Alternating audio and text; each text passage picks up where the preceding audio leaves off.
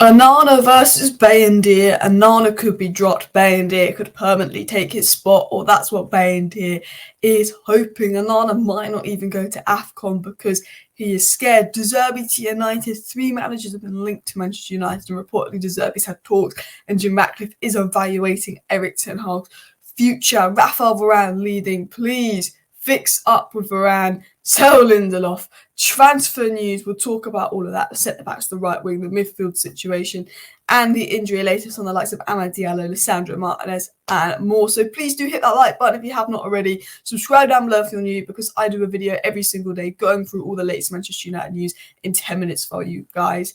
And yeah, let's get into the video. So the first story is about sort of Bayindir and Anana, and Bayindir's agent has been causing up a little bit of stir. Bayindir's agent said this: Bayindir wants to take over as Manchester United #1 goalkeeper before Anana goes to the African Cup. That's his goal. Man United fans are actually really impressive to the issue. I hope Olte will be able to move into his goal in the near future. Look, competition is healthy. Bayindir wanting to be #1 is healthy. Bayindir will sign as a #2. There's potential for him to be a #1 if Anana keeps making mistakes. It's healthy. Competition is healthy. But I don't like sort of Bayindir's agent coming out stirring things, making comments that Anana should be dropped and Bayindir should be playing. And there's been a lot of reports that Bayindir should be playing more at the moment. And I think 2 days ago, we were literally talking about how good Anana's been the last 10, 11 games. He makes a mistake. And yes, it's not a one-off mistake. He's made a lot of mistakes early in the season. And then it's like, get rid of Anana again. I'm more concerned about the amount of shots we're conceding than the mistakes Anana's making. Look, Anana needs to fix up and needs to stop making mistakes. But there have been about 10 games in a row where I've been really happy with Onana. I think he's been really good. So I'm not going to just flip-flop because he's had one poor game. I'm going to give him the patience. But, you know, competition is healthy for Onana. Bayindir is healthy competition. But it does seem like it's getting a little bit heated with Onana actually worried that Bayindir is going to take his place. Onana actually said Bayindir is the best second keeper he's worked with. Onana is worried. Bayindir wants it. I guess it's healthy competition, but his agent's causing up a stir. Erik ten Hag has warned Onana that he can't make any mistakes, and if he makes another one, ten Hag will drop him for Bayindir. And it was also said that Onana is a bit nervous about going to AFCON, just in case Bayindir gets his chance and he doesn't win his place back. And we've seen, well, Varan can't get his place back as soon as he's out for a little bit. Erik ten Hag, once a player gets in your place, and if we win a game, Erik ten Hag does not like to change. Erik ten Hag doesn't like to change things up at all.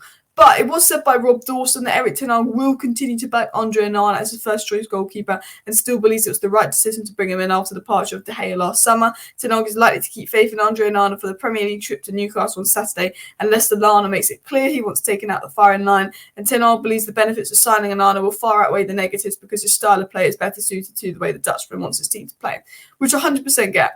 Either this is like Onana's poor patch and he's going to fix up come into the season, it's going to take time for the defence to get used to him, or Onana's going to be our Claudio Bravo and maybe in a year or so we get another goalkeeper in and it doesn't quite work. But I think De Gea needed to go just because of the play style of Erik ten Hag. Maybe Onana wasn't the right guy. I don't know. I'm willing to give him time. I'm willing to give him chances. I actually been really impressed with him bar that mistake. And if he didn't make those mistakes versus Galatasaray, we'd be talking about how good he was again, and it's a shame because he keeps making mistakes.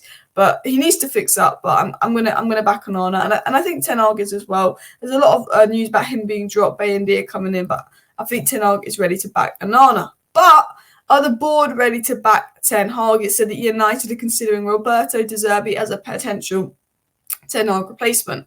Manchester United reportedly view Roberto De Zerbi as the ideal replacement for Erik ten Hag.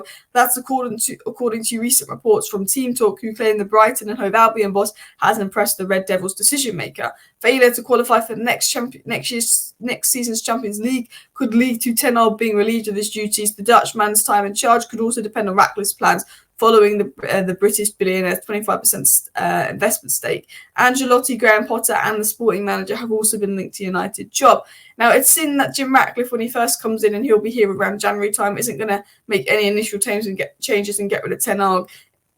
It's all being said that Ten Hag will be here to the end of the season, but Jim Ratcliffe's going to assess at the end of the season whether Ten Hag should stay on longer. Now, I have to say I've got concerns over Ten Hag's man management, the situation with Varan. You know, the fact that we've conceded 7 goals, 6 goals, 5 goals in so many games, the fact that we capitulate so quickly, and also the fact that we can't hold on to a 2-0 lead, a 3-1 lead. I've got concerns with Ten Hag's management, his in-game management. I do, but I like Ten Hag. I actually think he's the best manager we've had post Sir Alex Ferguson. I think that if we give him time, success will happen. He was a good manager at Ajax. Ajax are crumbling without him. He came third and won a trophy last season. You can't be a bad manager to do that. I think once he gets a few players in the summer, once a few players return from injury, I generally think we'll be in a better place. Like, I really want to be here next year where we're judging Ten Hag next season. This season is a bad season for me. This season is a write-off season. Back Ten Hag in the summer, and then this time next year is when we judge Ten Hag, because I don't think we've ever really given that manager that third season, that third transfer window. And I think Fergie took 5 years to win the league. Look how long it took Arteta to get up there. I really want to give Ten Hag time. I really do. I'm fed up with second managers. I want everyone around Ten Hag and above Ten Hag to be sacked. We give Ten Hag another season. If we're sitting here in a year's time with more signings, more money spent on him, and he's not doing good, then we look at another manager. But I'd like to actually get to that third season and that third transfer window and him actually being back, because you've got to remember the amount of signings that he wanted that he never got, the amount of injuries he's had. While I don't think it's been good enough, we're starting to get results, and I generally believe we can do well under Ten Hag. But one thing I'm going to be very critical with Ten Hag is Rafa Varan. Man United are going to willing to listen to offers Rafa Varan in January. If Rafa Varan is sold before Lindelof and Maguire, it's crazy. Particularly, look, Maguire's been playing well, but Ten Hag desperately wanted him gone. Lindelof has been poor. It looks like Varane's going to go. For me, I'm going to be honest with you guys.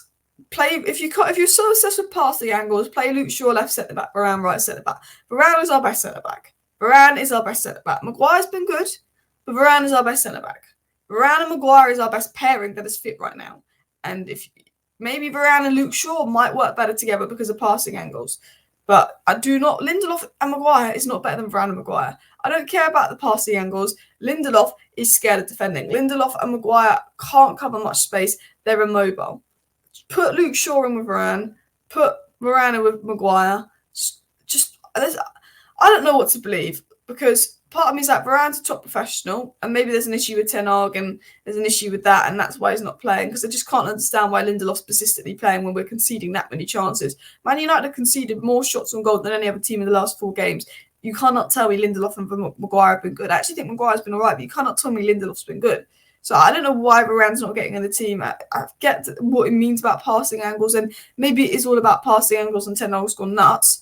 But I don't like to believe the media reports that there's a fallout and stuff. But I can believe that there's maybe something going on. And Varane's a top professional, but he's frustrated. And yeah, I don't know. But another player United were rumoured to sell was Casmir in January. And Romano actually spoke about the latest on Casmir and Eriksen's future. And Romano said, look, Varane could go in January, but Casmir, they're not too desperate to sell. Romano said, at the moment for Christian Eriksen, I'm not aware of anything concrete. For Casemiro, the interest has always been there from Saudi Arabia since last summer, but similar to Rafa Varane case, Casemiro wanted to stay in Europe, so there were not even negotiations. Now, from what I'm hearing, Manchester United are not desperate to get rid of Casemiro. My information is a bit different to other outlets. I'm hearing that Manchester United are obviously expecting something different from Casemiro in terms of performances, although he has been unlucky with injuries, but in general, they're not desperate to let him go in January. I don't think there's going to be anything guaranteed. The interest is there, but there's no guaranteed transfer. And that's what I've been hearing. There's a lot of rumours of United going to be clear out in January. Man United don't want to let go of Casmir just yet. They know he's such a good player. They know he could get back into good form. They know he can be an important player for them. So they're not interested in selling Casmir just yet. Maybe in the summer, if he doesn't pick up, they might sell him to fund someone younger coming in. But Casmir is not interested in leaving. Man United aren't interested in getting rid of Casmir. Yes, he's been poor, but United fully back the guy because Casmir is a good player. In terms of the ins, it was said by Sammy Motbell that United are among clubs closely monitoring Brentford striker Ivan Toney ahead of the next 2 windows, and Toney's expected to leave Brentford in the summer, but United are set to face Arsenal and Chelsea for a signature. I don't know if Toney will leave in January. That would be interesting. I don't think we'll get Ivan Toney because I think Arsenal and Chelsea will be willing to spend a bit more money for a striker, with us recently signing Rasmus Højlund. It was also said that Manchester United are interested in Mark Gahey, but the England defender is unlikely to be available to the summer and will cost a minimum of £60 million. Look, I like Mark Gahey, fantastic centre-back, but with the height issue of Martinez, I'm not sure if he's the best partner. I'd be looking at Todibo, value for money. I'm a big fan of Antonio Silva, but he looked poor in the Champions League game. I'd be looking at someone like Todibo, in all honesty. Anyway, what is the latest on the injuries? Ahmad has rehab and training is going well. He should be able to join the first team squad in the next couple of weeks, which is a big boost. It'll be great to have Ahmad back. I'm not sure if he'll go out and loan in January, but with Anthony was good last game, but with inconsistencies at right wing, Pellistри's been all right, but his end product's a bit iffy. I think having Ahmad back, I think he's got the highest ceiling.